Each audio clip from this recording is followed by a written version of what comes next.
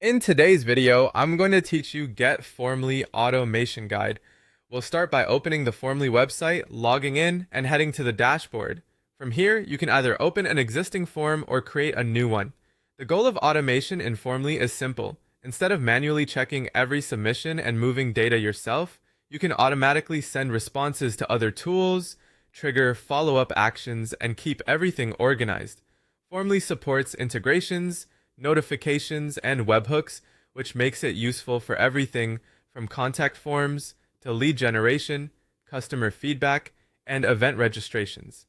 Choose a form that already collects useful information and make sure it's published before setting up certain integrations, especially if you want to connect it to an existing Google Sheet. Also, if you want to try Formly for yourself while following along, you can use the affiliate link in the description. Now let's jump right back into the setup. Open the selected form in the editor, then go to the Connect section. This is where Formly lets you connect form responses with external tools. You'll see the available integrations and automation options here. First, select Google Sheets. Connect the appropriate Google account, then choose whether you want to create a new spreadsheet or use an existing one. If you're using an existing sheet, paste in the Google Sheets URL and connect it. Once that's done, new form responses can automatically be sent into the spreadsheet. To test it, open the published form and submit a sample response, then return to Google Sheets and confirm that the new entry appears automatically.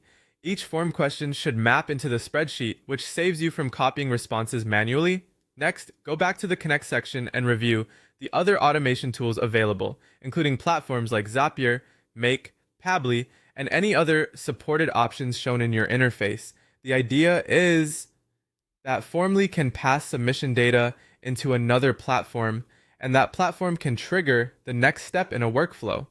For example, with a lead form, someone submits the form, Formly sends the response, the automation tool receives the data, and then the next automated action is triggered depending on that platform. Now open the form settings and find email notifications. Here, you can set notifications for yourself, team members, or respondents, and if available, make them conditional. A simple example is sending a notification when someone selects Request a Quote, while other choices trigger a different notification or none at all. This helps route submissions to the right person. For more advanced automation, return to Connect and choose webhooks.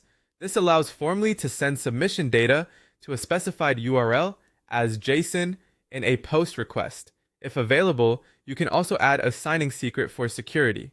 Then use the events log to send a test request and review the request and response details to confirm the endpoint is receiving data correctly.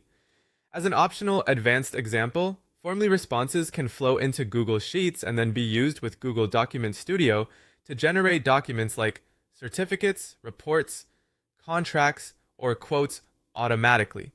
Finally, test the entire setup from start to finish with another sample submission. Verify that the response appears in Formly. The Google Sheet updates if connected, email notifications are sent if enabled, any external automation platform receives the data, and the webhook works if configured. Fix any connection or permission issues before using this with real submissions. The big benefit here is less repetitive work, responses stay organized, notifications go to the right people, workflows trigger automatically, and manual data entry is reduced. If you want to build your own setup, you can try GetFormly using the affiliate link in the description.